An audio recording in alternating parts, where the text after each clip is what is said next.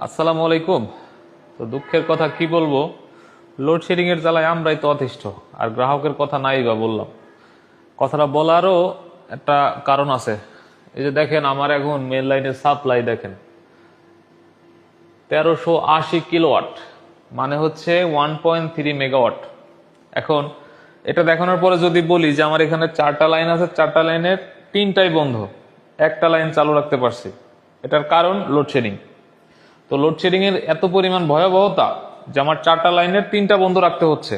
তা হিসাব করেন যে একটা লাইন চালু করতে হলে আমার কত ঘন্টা পর পর বিদ্যুৎ সে একটা লাইনে দিতে পারবো। এখন যে লাইনটা চালু আছে, এই লাইনটা যদি একবার বন্ধ হয় 3 ঘন্টা বন্ধ থাকবে, 3 ঘন্টা পর 1 ঘন্টা পাবে। তো এই হচ্ছে পরিস্থিতি আমার চাকরি লাইফের। ভয়াবহ লোডশেডিং, এটাই আমি ফেস করতেছি। এর আগে এরকম লোডশেডিং আমি কখনো পাইনি।